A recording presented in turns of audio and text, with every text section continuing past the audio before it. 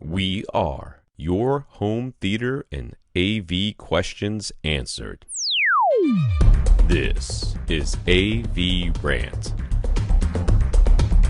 Want your home theater or AV question answered by Tom and Rob? Send it to question@avrant.com. Welcome to AVRant. I'm Tom Andry, and I'm here with Rob H. Brain, the vampire. I don't know how we got that name. I don't remember doing it. Anyways, Brain decided to go with Martin Logan ESLX speakers.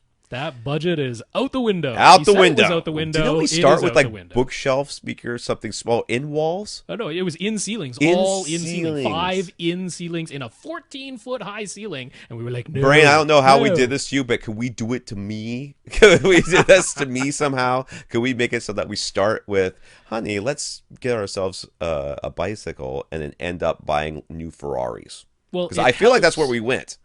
It helps that it was his wife who thought they looked cool and sounded really good. So that is a big help. That is a help.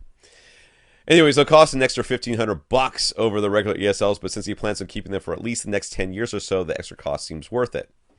I can't argue with your logic. I cannot argue. In the room size that you got, I was saying, if you can afford it, I would like We to were lean that way. agonizing over that last week. I know. We were both like, He's like, okay, he's going for it. right. You will not be disappointed by that choice. no, you will be fine.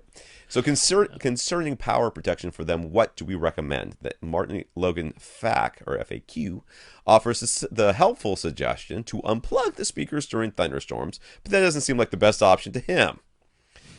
They almost certainly have fuses in them, by the way. So if there's something in there that can break that. Honestly, if you do know a thunderstorm is coming, it is still the best. It is still the safest thing is to physically unplug them from the wall. So I do not disagree with that advice. Yeah. So would something like a surge protector from APC be a good idea? Mm-hmm. Yeah, it'd be just fine. Just, yes. APC Yeah, and is I good. would suggest to you the P8V. It's not too expensive. I think they go for about $60 or not even that much on Amazon. It is just a surge protector. It is also a noise filter, so if you do happen to have any radio frequency interference or something coming over your lines, it will filter that down. But what I like about that one, it's way more outlets than you need, but it allows the full 15 amps through. Right. A lot of surge protectors only allow 12 or sometimes even 10 amps from your standard wall outlet, which is a 15 amp. A lot of them do choke down that current. The P8V does not. The full 15 amps get through there, so I like that model. It's also, it's a fairly sleek looking unit, so it doesn't look terrible when you have it in place. Right.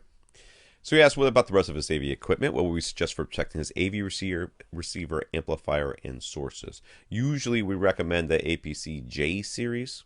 Uh-huh. The J series is battery backup. Rob has it. We've talked about it a number of times. I think Gene has it, Audioholics too. You can like run. Well, he has the S series. He went for the flagship. The flagship run, right?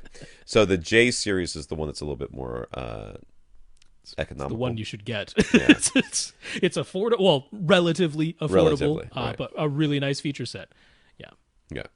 So I would suggest the J35. So there's a J35 and a J25. The difference between the two is the J35 has voltage regulation and a larger battery.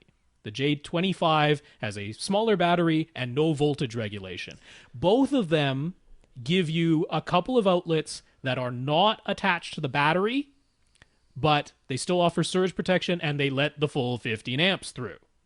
So those are the outlets you would want to use for your AV receiver, for your amplifier. You don't need those connected to the battery, and you want the full current to be able to get through. So use those outlets for those. They're labeled high output, and they're labeled surge only. So use those for those. For your sources, though, it's so nice to have battery backup.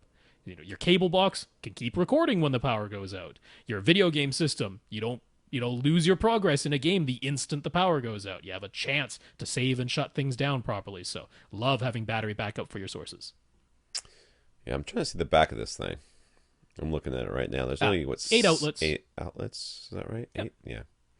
That's enough for most systems. So he asked lastly, what's the difference between power filters and power conditioners, and does he need one? So a power filter filters out any sort of noise that would be in your power line. And that can happen. If you remember back in the day, every time your mom would vacuum, your CRT would go crazy. That's electromagnetic interference. And that's something that you don't want to experience in your home theater. So that's what it protects from. A power conditioner, it should do the power filtering as well, but it also regulates the power so that your power does, if it's dipping, it boosts it up so that it maintains a constant voltage. And if it's spiking, it does the same thing, brings it down a little bit so that it's maintaining this constant voltage throughout, so you're not seeing any big fluctuations in your power to your devices. Yep. That's about it. That's it. That's what it is.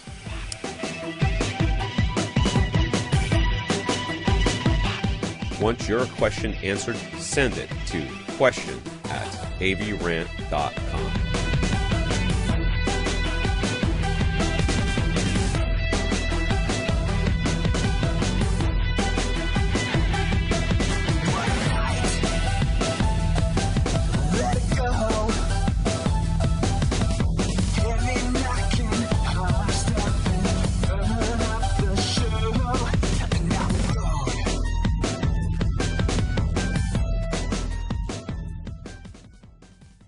This is AVRant.